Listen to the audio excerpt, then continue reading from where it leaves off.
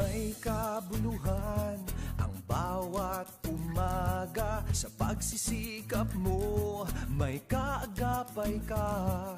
Tama ang pulso ng pusong Pilipino. Katangi-tanging radyong maaasahan mo. Tatak ng serbisyong Pilipino, ang kauna-unahang radyo, DZRH. Subok na sa balita, DZRH. Haligi ng katotohanan, DZRH. Ang makabagong bayanihan, serbisyong tapat sa iyo, DZRH. Subok na sa balita, haligi ng katotohanan, makabagong bayanihan, serbisyong tapat sa iyo, DZRH.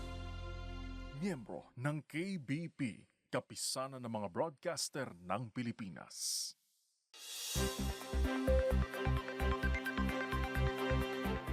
Narito ang mga pinakamainit na balita ngayong tanghali. Fishing expedition ng ilang mangingisda sa West Philippine Sea, tagumpay. Pamalakaya, pinaplano muling sundan. Pangulong Bongbong Marcos, itinuturing na bentahe sa Pilipinas ang nakatakdang pagsasalita sa Shangri-La Dialogue sa Singapore. Dagdag bawas sa presyo ng produktong petrolyo, namumuro sa susunod na linggo. Sa MBC TV correspondents, estudyante, patay matapos mahulog sa puno at mabundol pa ng wing van sa Samar. Sa MBC TV Sports, roster ng bronze-winning Alas Pilipinas mananatili. Belen, Solomon, Dongalio kabilang sa lineup. At sa Showbiz Spotted, Heart Evangelista nagsagawa ng unang meeting bilang bagong First Lady ng Senado.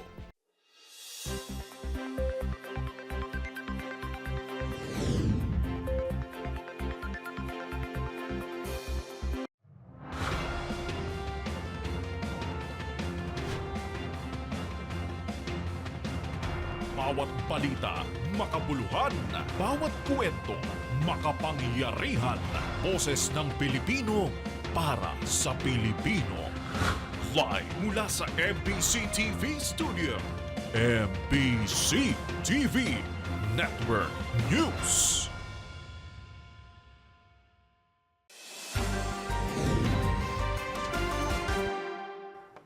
Pilipinas una sa ating mga balita. Bagamat binayo ng malakas na alon at hangin, naging matugumpay pa rin ang fishing expedition ng ilang mangingisda ng grupong Pamalakaya sa West Philippine Sea. Ito ang masayang ibinalita ni Pamalakaya National President Fernando Hicap na tiniyak na muling magkakasa ng isa pang ekspedisyon para tuluyang maabot ang fishing ground sa Bajo de Masinloc. Ang buong detalye ihahatid sa atin ni Nicole Lopez. Naging matagumpay ang fishing expedition ng Pamalakaya papunta sa Bajo de Masinloc sa Zambales. Ayon kay Pamalakaya National President Fernando Hicap, bigo man silang makarating sa mismong fishing ground, naging matagumpay naman ang kanilang ekspedisyon. Sabi ni Hicap, hindi sila nakapagpatuloy sa pangisdaan dahil sa malalakas na alon at hangin, dahilan para bumalik sila sa Pampang. Ginawa ng grupo ng Pamalakaya ang paglalayag upang ipakita ang pagtutol sa 4 na buwang fishing ban ng China at bantang panguhuli sa mga mangingisdang Pinoy sa lugar. Dahil hindi sila nakarating sa aktual na fishing ground, sinabi ni Hicap na susundan pa nila ang ekspedisyon upang marating ang mga pangisdaan sa Bajo de Masinloc. Yes, opo. Meron po kami pinaplano na medyo malaki-laki. Yun nga, yung medyo malalaki-laki ng bangka. Kaya lang kailangan diyang pagandaan kasi malaki rin yung gasolinang kailangan, gastos Pero yung mga mangisda po ay handang-handa na sumama at ipagtanggol yung ating kanilang mga demokratikong karapatan na malayang makapangisda sa ating pangisdaan. Kung si Hicap ang tatanungin, dapat nga raw ang mga umaaligid na Chinese sa lugar ang arestuhin dahil sila ang iligal na pumupwesto sa exclusive economic zone ng Pilipinas. Para sa MBC TV Network News, ito si Nicole Lopez. Sama-sama tayo, Pilipino. Nababahala naman ang Philippine National Police o PNP at Armed Forces of the Philippines o AFP sa isa pang Chinese national na nahulihan ng hacking devices sa Makati City. Yan ay dahil sa naglalakihang communication equipment na nasabat mula sa sospek. Hindi maiwasang mangamba ng mga otoridad na posibleng maging banta ito sa national security ng bansa. Narito ang ulat ni Edniel Parosa. Nagpahayag ng pagkabahala ang Philippine National Police at Armed Forces of the Philippines sa pagkakadiskubre ng mga high-tech communication devices sa pag-iingat ng naarestong Chinese national sa Makati City. Ayon kay CIDG Regional Field Unit NCR spokesperson Lieutenant Colonel Imelda Reyes, kinagulat ng kapulisan kung bakit may bit-bit na naglalaki ang communication equipment si Yuhang Liu, lalo't mag-isa lamang ito ng maaresto. Unang inireklamo ang Chinese national sa Makati City matapos umanong tutukan ng baril hindi na pinangalan ng Pilipino. Inutusan umano nitong magkarga ng nasabing kagamitan. Pero nang siyasatin ng mga responding tauhan ng PNP ang sasakyan ng suspect, dito na tumambad ang mga hinihinalang hacking devices. Usually, ito yung mga ginagamit sa computer, tapos yung sa phishing. Okay. So, yun po yung identity natin. Through din dun sa cellphone. Sa mensahe sa mga reporter, tinawag namang concerning ni AFP spokesperson Colonel Francel Padilla ang insidente. Nakikipag-ugnay na umano ang sindatahang lakas sa mga kaukulang ahensya ng gobyerno para matukoy ang pangkabuang larawang may posible umanong kinalaman sa pambansang seguridad. Pinuri naman ni Padilla ang mabilis na aksyon ng CIDG para masakol si Liu na iniimbestigahan din kung isa nga bang espiya. Sa panayam ng media, sinabi ni Liu na 5 hanggang 6 na taon na siya nagtatrabaho sa isang hindi na binanggit na pogo. Para sa MBC TV Network News, ito si Edniel Parosa. Sama-sama tayo, Pilipino.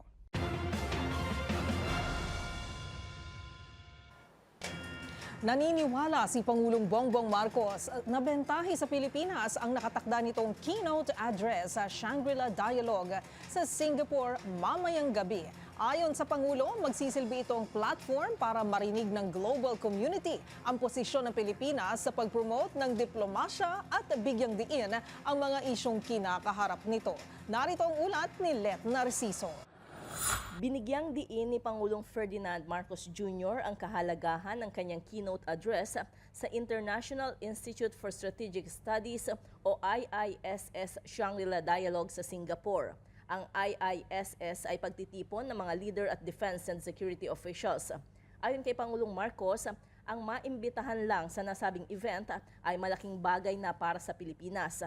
Nangangahulugan kasi anya ito ng pagkilala sa mga hamong kinakaharap ng bansa, gayon din sa rehiyon at sa buong mundo. Sabi ng Pangulo, mahalagang mailatag sa international audience ang posisyon ng Pilipinas sa depensa at diplomasya at ang commitment nito sa rules-based order at constructive multilateralism sa gitna ng geopolitical tensions sa Indo-Pacific region. Ang West Philippine Sea, napakahalaga na, it's so important to international trade that we can actually say that the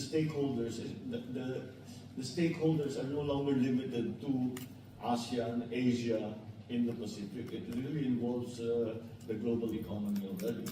And so that is why I think the Philippines' position is going to be important in the decision-making of many of the policymakers around the world.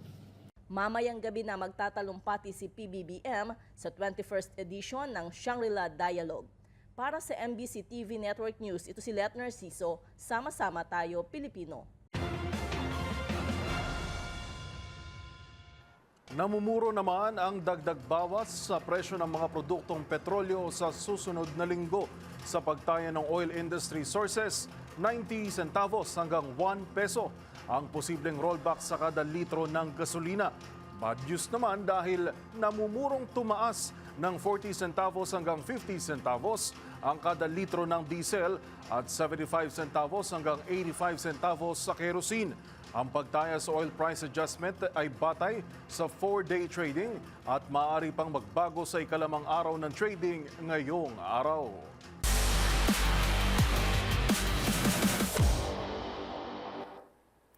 Sa mundo ng volleyball, magpapatuloy sa pagre-representa ng bansa ang roster ng bronze-winning Alas Pilipinas. Yan ang inanunsyo mismo ng Philippine National Volleyball Federation. Pero bukod dyan, may mga pangalan pang mapapabilang sa nasabing lineup. Kung sino sila, tutukan sa report na ito. Hindi matatapos sa 2024 AVC Challenge Cup ang kwento ng kasalukuyang roster ng Women's Alas Pilipinas. Dahil matapos makuha ang makasaysayang bronze medal sa tournament, kinumpirma ng Philippine National Volleyball Federation na magpapatuloy ang paglalaro ng mga ito sa mga susunod pang tournament. Maliban dyan, madadagdag din sa listahan ng mga pangalan ng collegiate standouts na sina Bella Belen, Alaisa Solomon at Cassie Dongallo.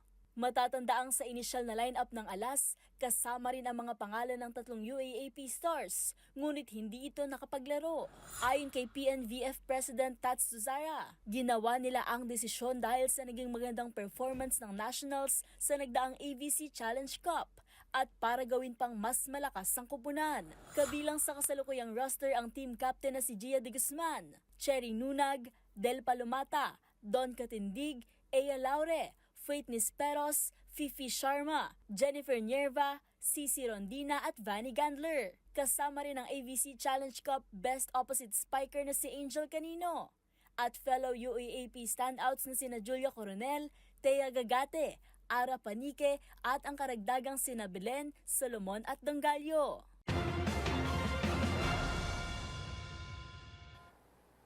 Sa aking pagbabalik, ipinakilala na ang Universidad na hinirang bilang overall champion sa UAAP Season 86. Para sa detalye, tutok lang sa MBC TV Network News. Narito pa ang mga balitang dapat niyong abangan. Mga opisyal ng MWSS inireklamo sa Ombudsman dahil sa konstruksyon ng Kaliwa Dam. Mga opisyal handang harapin ang kaso. Dating US President Donald Trump hinatulang guilty sa pamemeke ng mga dokumento. Sa MBC TV Sports, UST hinirang bilang overall champion sa UAAP Season 86. At sa Showbiz Spotted, Heart Evangelista nagsagawa ng unang meeting bilang bagong First Lady ng Senado. Lahat ng yan sa pagbabalik ng MBC TV Network News.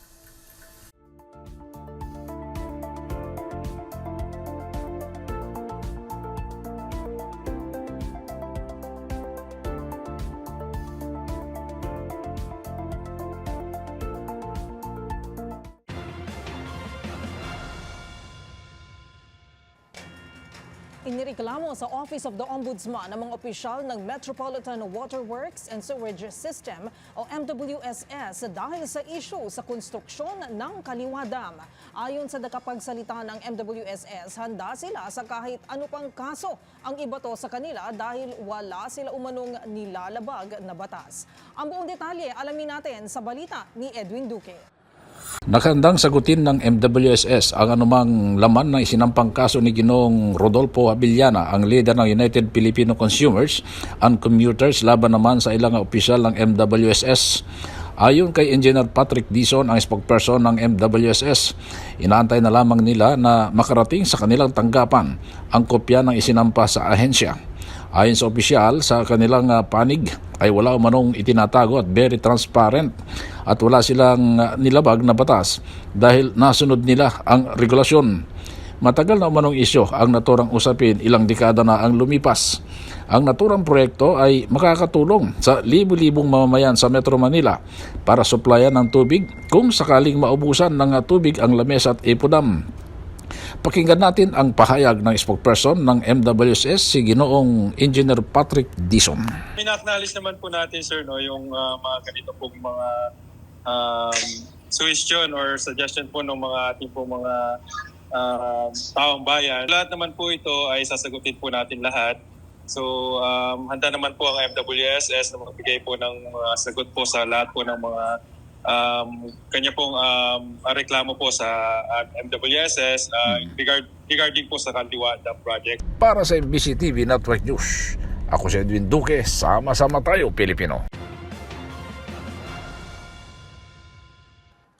Nangangamba naman si Senator Loren Legarda na posibleng magdulot ng mas matinding pagbaha ang mga reclamation projects sa Manila Bay. Git pa ng mambabatas, dapat ngayon pa lang ay kumilos na ang gobyerno sa tulong na rin ng siyensya para tugunan ang banta ng lumalalang climate change. Pakinggan natin ang report ni Raymond Dadpaas.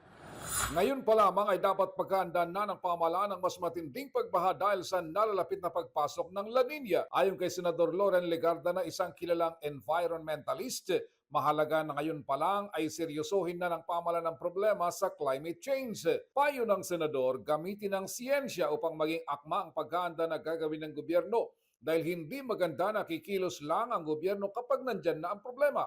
Umaasa si Legarda ng mga ginawang reclamation project sa Manila Bay ay hindi magdudulot ng mas matinding pagbaha sa Metro Manila. Inamin nito na noon pa man ay tutol siya sa mga reclamation projects dahil liliit ang mga daluyan ng tubig. Kaya lang ay wala umanong magagawang nag-iisang mambabatas na kontra. Lalo na't binigyan ng permit ng Department of Environment and Natural Resources o DNR ang mga proyekto. Para kay Legarda, mahalagang mabusisi ang mga inisyong Environmental Clearance Certificate o ECC sa mga kumpanyang nagsagawa ng reclamation sa Manila Bay. Sa report ng DNR ay 22 mga reclamation projects ang inaprobahan sa panahon ni dating Pangulong Rodrigo Duterte. I've never been in favor of the reclamation. I am still wondering how the DNR had issued the ECC, but what's the power of one lawmaker, right? So, maganda rin tignan ng kanilang mga ECC ang pinagbasihan ng pag-grant nito na sana'y hindi ito magdulot ng lalong pagbaha sa Metro Manila. Dahil common sense, pag liliit ang lawak, liliit ang bay, di ba? Mag-overflow. Tsaka pinatay mo na ba ang buhay sa ilalim or ang coral reefs? Para sa MBC TV Network News, ito si Raymond Dadpaas. Sama-sama tayo, Pilipino. Samantala sa international news, hinatulang guilty si dating US President Donald Trump sa 34 counts ng pamimeke ng mga dokumento. Ito'y kaugnay ng pagkakadawit ni Trump sa hush money scheme para protektahan ng reputasyon nito mula sa isang porn star na sinasabing naiugnay rito noong tumatakbo ito sa pagkapangulo noong 2016 US elections. Narito ang report ni Rovic Manuel. Napatunayang guilty sa isang criminal trial sa New York ang dating Pangulo ng Estados Unidos na si Donald Trump ng 34 counts ng falsifying business records. Ito ay may kaugnayan sa pagkakasangkot ni Trump sa isang hush money scheme na layong itago ang mga istorya na posibleng makapinsala sa kaniyang reputasyon noong tumatakbo pa lamang siya bilang Pangulo noong 2016. Napag-alaman na binayaran ni Trump ng nagkakahalagang $130,000 ang isang porn star na si Stormy Daniels para pagtakban at mapatahimik ito sa kaniyang claims na nagtalik sila ni Trump noong 2006 kahit na ito ay may asawa. Ngunit pinagtakpan naman ni Trump ang pagbabayad na ito at pinalabas bilang legal expenses na ibinabayad umano sa kaniyang dating abogado na si Michael Cohen na siya ring isa sa naging key witness ng naturang akusasyon sa dating Pangulo ng Amerika. Ayon kay Cohen, inaprobahan umano ni Trump ang nasabing halaga upang gawing hush money kay Daniels sa mga huling linggo ng eleksyon nang nagkaroon na ng mga reklamo ng sexual misbehavior sa dating Pangulo. Ito na ang maituturing na kauna-unahang naging Pangulo na na-convict sa Estados Unidos. Nakatakda namang sintensyahan si Trump sa July 11 kung saan posible itong makulong ng 1 hanggang sa 4 na taon. Pero nakadepende pa rin sa judge ang magiging pinal na sintensya rito. Para sa MBC TV Network News, ito si Rovic Manuel, sama-sama tayo, Pilipino. Sa iba pang balita, pinalaya na ang 2 tauhan ng Metropolitan Manila Development Authority o MMDA na nahuling gumamit ng police markings habang nag-escort kay Senator Francis Tolentino kahapon dahil sa kakulangan ng ebidensya. Reklamo pa ng senador, wala rin daw umanong malinaw na guidelines ang Oplan-Wastong Hagad ng PNP Highway Patrol Group na siyang naging basehan sa nangyaring panghuhuli. Magbabalita si Kyle Bulyas. Pinalaya na ang 2 tauhan ng Metropolitan Manila Development Authority makaraang mahuli sa bahagi ng Parañaque City kahapon matapos gumamit ng blinkers at sirena. Inaresto ang 2 personnel dahil umano sa kanilang maling paggamit ng police insignia habang nagsisilbing convoy kay Senate Majority Leader Francis Tolentino. Sa isang statement, sinabi naman ni Senator Tolentino na pinalaya sina Teofilo Padilla at Jonathan Pacle dahil sa kakulangan ng ebidensya ayon sa Department of Justice. Gayon din sa panayam ng DZRH, nagpahayag ng pagkadismaya si Tolentino sa ginawang panghuhuli sa 2 na bahagi umano ng Oplan Wastong Hagad ng PNP Highway Patrol Group na wala aniyang malinaw na guidelines. Tinitingnan lang daw, meron daw silang bagong Oplan, direktibo ng CPNP. So sabi ko, ano yun? Ayun, may sticker daw ng PNP. Sa tagal na pag-uusap, may appointment pa. Umuna na ako.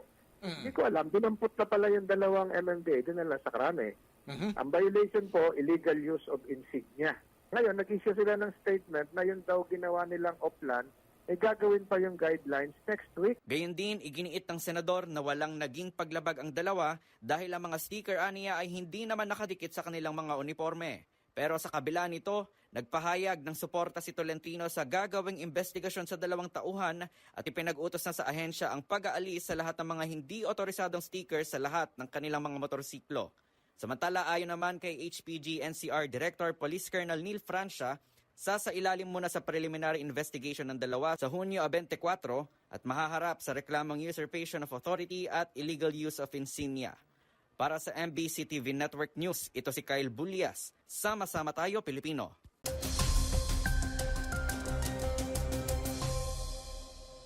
Magandang tanghali, Pilipinas. Para sa ating ulat panahon ngayong Payday Friday, May 31, 2024. Sa isang iglap, akalain yung nasa huling araw na pala tayo sa buwan ng Mayo. At singbilis din ng paglipas ng buwan na ito. At 2 araw lang matapos ideklara ng Pag-asa ang panahon ng tag-ulan dito sa bansa. May panibagong tropical depression na agad na binabantayan ang Weather Bureau sa labas ng Philippine Area of Responsibility. Huli itong namataan kaninang 4 a.m. sa layong 955 kilometers kanluran ng Northern Luzon na may lakas ng hangin na aabot sa 45 kilometers per hour at kasalukuyang gumagalaw sa direksyong west-northwest sa bilis na 10 kilometers per hour. Ibig sabihin, kung walang magiging pagbabago sa forecast track ng Pag-asa, inaasahang mananatili ito sa labas ng PAR at didiretso patungong China. Kasabay nito, bahagyang humina ang epekto ng hanging habagat dahil kasalukuyan din itong hinahatak ng tropical depression palayo ng Pilipinas. Kaya asahan na magiging maaliwalas ang panahon sa malaking bahagi na ating bansa ngayong araw. Samantala, asahan naman ang maulap na kalangitan na may kalat-kalat na pag-ulan sa Batanes at Babuyan Islands. Dulot po yan ng frontal system o pagsasalubong ng hangin mula sa magkaibang hemispheres ng mundo. Habang maaliwalas na panahon naman na may tsansa ng localized thunderstorms ang mararanasan sa nalalabing bahagi ng ating bansa. Dito sa Metro Manila at maging sa Zamboanga, mararamdaman pa rin ang mainit na panahon na posibleng umakyat sa 35 degrees Celsius na sinundan naman ng Lawag at Metro Davao na may temperature range na 25 to 34 degrees Celsius. Para naman sa ating 3-day weather forecast sa buong kapuluan, asahang magtutuloy-tuloy pa rin ang maaliwalas na panahon na may tsansa lamang ng isolated rains at localized thunderstorms sa hapon at gabi. Pero anytime within the day ay inaasahang manunumbalik ang bugso ng hanging habagat sa kanlurang bahagi ng Northern at Central Luzon. Samantala, walang LPA o anumang sama ng panahon ang posibleng pumasok sa PAR at least over the weekend. At masisilayan naman natin ang napakagandang sunset mamayang 6:22 ng gabi. Happy weekend po sa ating lahat at huwag pa rin kakalimutang magbaon ng payong. Para sa MBC TV Network News, ito si Arnold Herrera. Sama-sama tayo, Pilipino.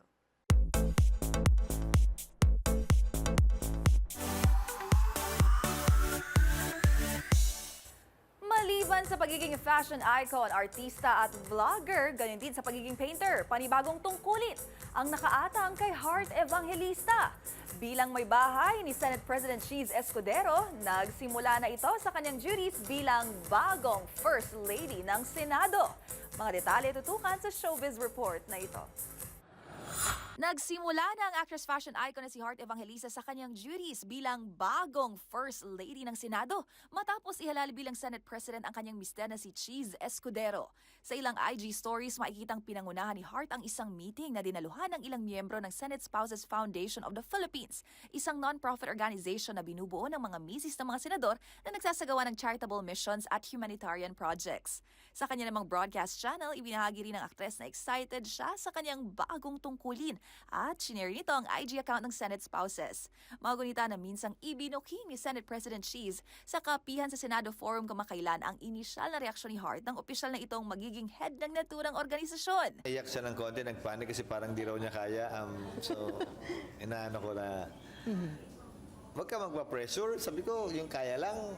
Nausisa rin si Escudero kung willing ba si Hart na i-sacrifice ang modeling career nito. Ito naman ang kanyang naging sagot. Hindi naman ganun karami ang functions ng Senate spouses.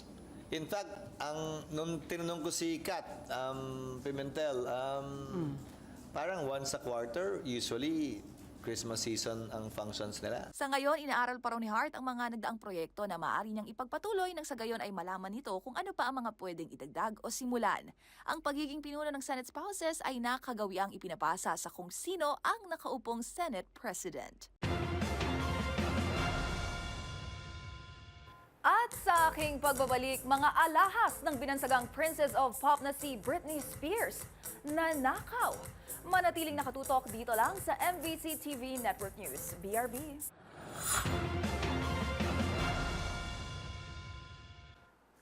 Narito pa ang mga balitang dapat niyong abangan. PBBM hinimok ang Brunei na mag-invest sa renewable energy sector ng Pilipinas. Sa MBC TV correspondents, estudyante patay matapos mahulog sa puno at mabundol ng wing van sa Samar. Sa trending and viral show, babaeng pabirong tinatawag ang sarili na top-notcher, nag-top 9 sa let. Sa MBC TV Sports, UST hinirang bilang overall champion sa UAAP Season 86. At sa Showbiz Spotted, popstar Britney Spears ibinahaging nanakaw lahat ng kaniyang mga alahas. Lahat ng yan sa pagbabalik ng MBC TV Network News.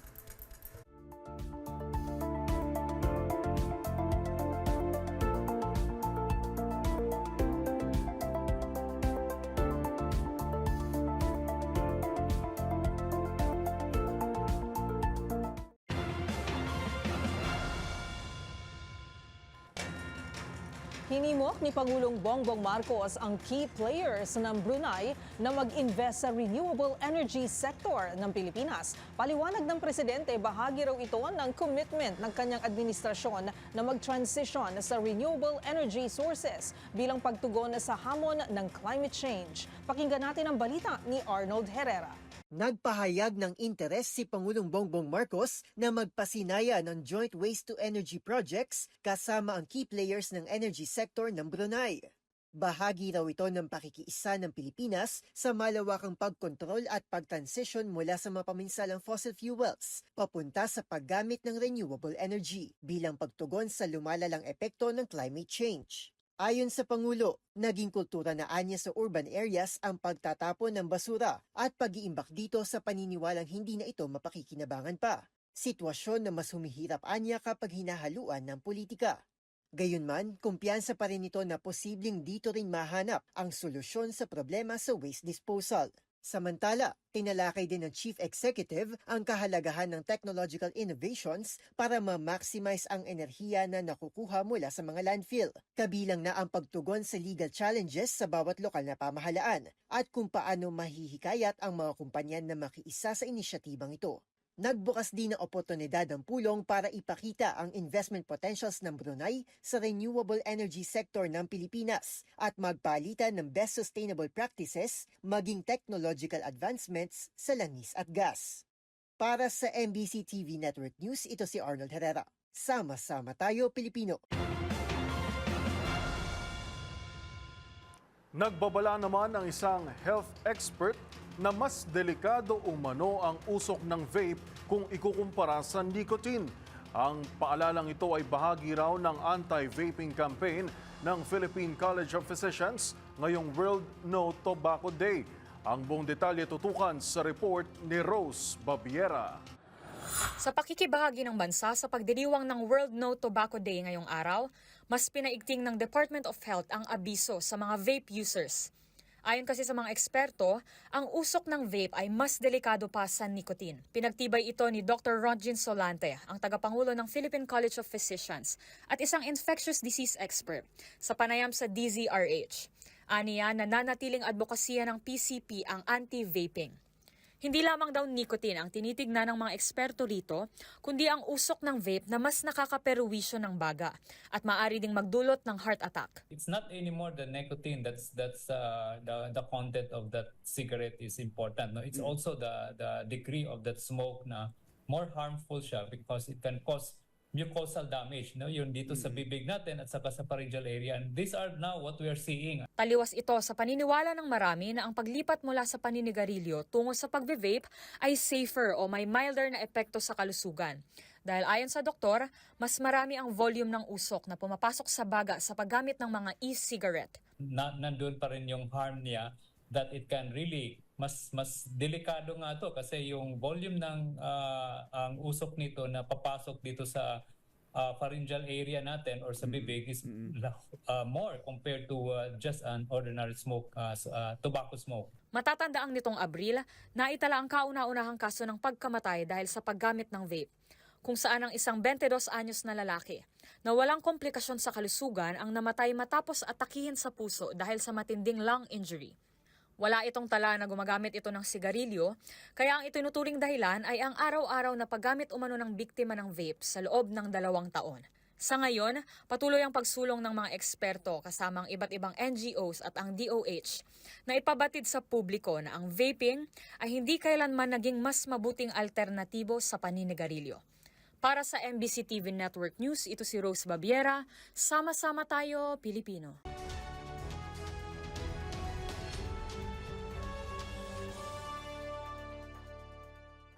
Top-notcher energy. Yan daw ang dapat china-channel ng lahat ng mga magte-take ng board exams. Kagaya na lang ng nag-viral na dalaga mula sa Southern Leyte na naipasa na, nag-top 9 pa sa nagdaang licensure examination for teachers. Hindi pa man sigurado, papiro na kasing tinatawag ng dalaga ang sarili na top-notcher sa kanyang mga video. Ang LET journey ng top-notcher at manifest queen na ito, manoorin sa trending report ni Rose Babiera.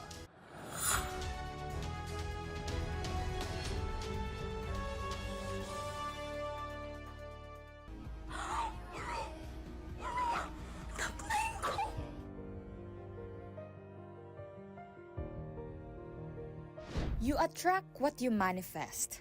Yan ang mindset na bitbit ng noon ay licensure examinations for teachers o LET examini pa lamang. At ngayon ay licensed professional teacher na habang inaantay ang resulta ng naturang exam. Ngunit hindi lang 3 letra na LPT ang naidagdag ng dalagang ito sa kanyang pangalan.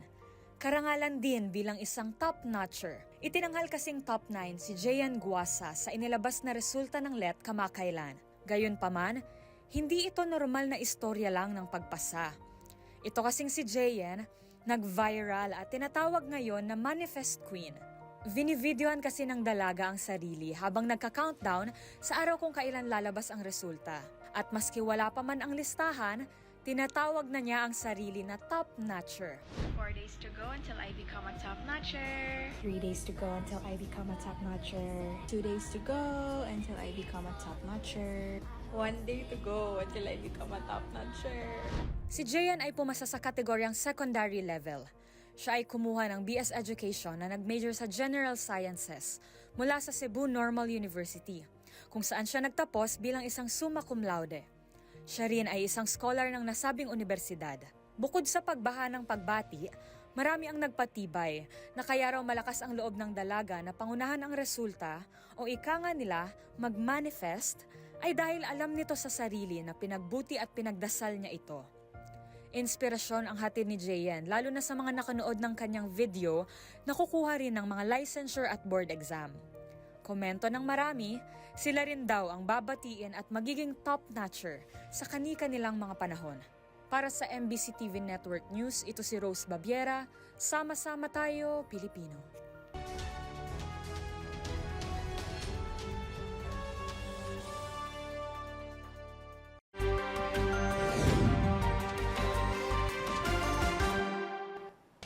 Sa Samantala, nasawi ang isang estudyante matapos mahulog sa puno at mabundol pa ng wing van sa probinsya ng Samar. Yan at ang iba pang mga rumarapidong balita mula sa probinsya, hatid ng iba't ibang istasyon sa ilalim ng MBC Media Group.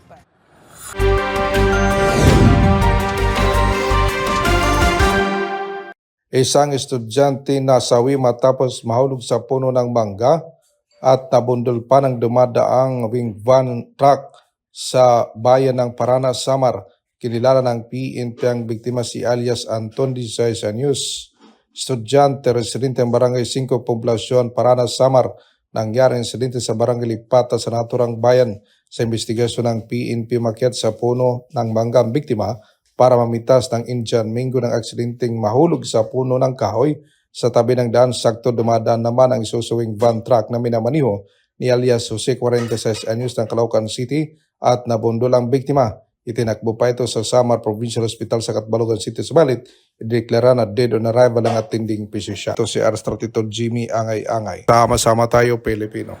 Ginagamot ngayon sa ospital sa Dagupan City ang biktimang si Kevin Zara, sales agent, 28 anyos at residente ng Poblasyon Norte, Santa Barbara, matapos itong magtamo ng sugat sa iba't ibang bahagi ng katawan ng makasalpukan ng Barangay Patrol Vehicle sa intersection sa Barangay Lungos sa Parak-Parak, San Fabian, dahilan upang ito'y magtamo ng sugat sa kanyang katawan. Sa ulat ni Chief of Police Lieutenant Colonel Michael Datuin, minamaniho ni Jesus Manulid, 67 anyos, residente ng San Pablo Aguilar, ang Barangay Patrol ng aksidente nitong makabangga ng motorsiklo ng biktima. Sa ngayon ay nasa kustodiya ng San Fabian Police Station si Manulid para sa kaukulang disposisyon. Para sa MBC TV Network News, ito si Freddy Pajardo, sama-sama tayo, Pilipino.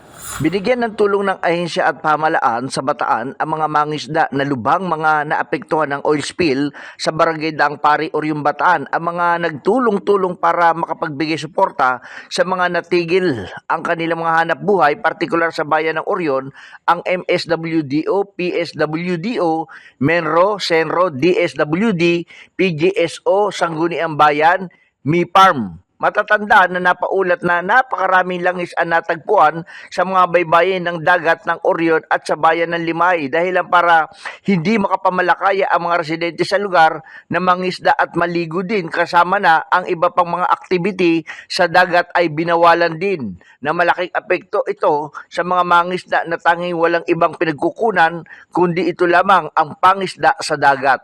Para sa MBC TV Network News, Danny Kumilang, sama-sama tayo, Pilipino! Umabot sa 26 na Children in Conflict with the Law o CICL na matatagpuan sa Children's Village sa Bahay Pag-asa, isa sa mga pasilidad ng Davao City Social Welfare and Development Office o CSWDO. Wala mapaglagyan ng saya ang mga magulang at kapatid sa 26 na CICL kung saan may nagtapos ng elementarya at ang iba naman ay umakyat sa junior high. Ginanap ang seremonyas noong araw ng Huwebes sa Bahay Pag-asa sa Bago Osyero, Tugbok District, Davao City. Mula sa 26 na CICL, hindi bababa sa 10 ang nakatapos ng elementarya, habang 16 naman ang naka-advance sa junior high school sa pamamagitan ng Alternative Learning System o ALS. Ang ALS ay partnership ng CSWDO at Department of Education o DepEd. Para sa MBC TV Network News, ito si June Soter. Sama-sama tayo, Pilipino!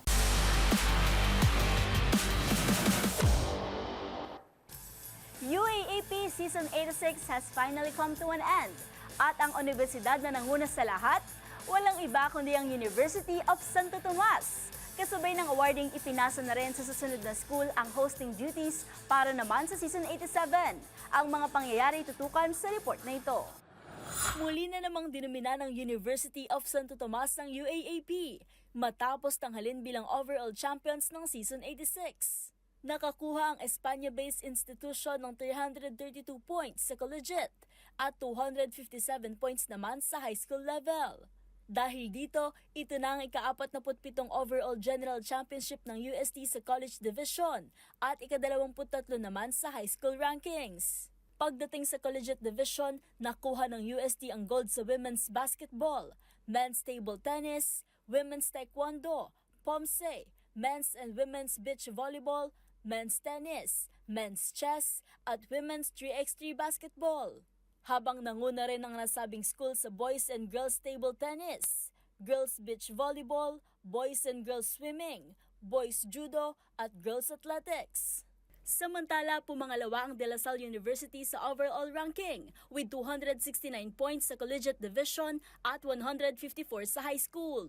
Sinundan ito ng University of the Philippines at Adamson University. Sa pagtatapos ng closing ceremony para sa kasalukuyang season, ipinasa na ng University of the East President Dr. Zosimo Batad ang hosting duties kay University of the Philippines President Angelo Gigi Jimenez. Opisyal nang magsisimula ang UAAP Season 87 sa September 7, 2024 na may temang Stronger, Better, Together. At yan ang mga latest updates sa mundo ng sports. Para sa MBC TV Network News, ito si Mili Borja, Sama-sama Tayo, Pilipino.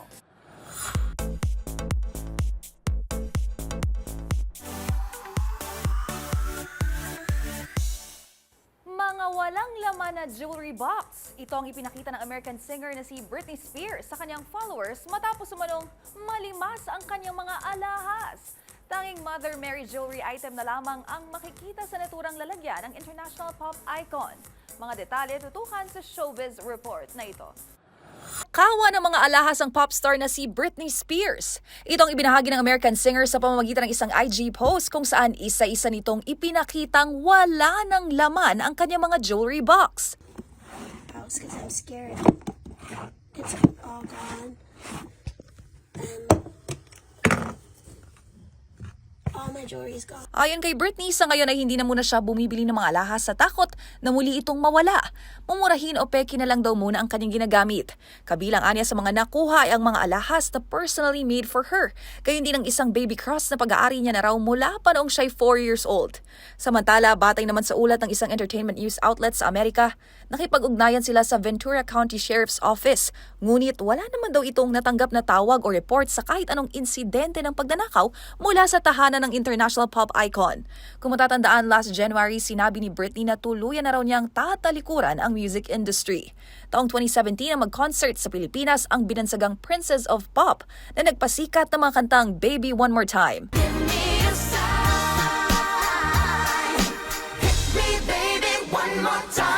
Sometimes,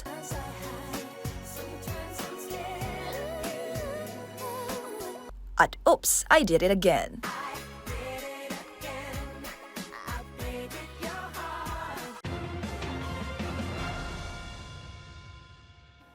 Para sa MBC TV Network News, ito po ang inyong Showbiz Angel, Angelica Cosme, Sama-sama Tayo, Pilipino. Balik sa inyo, Miss Karen and Yuel.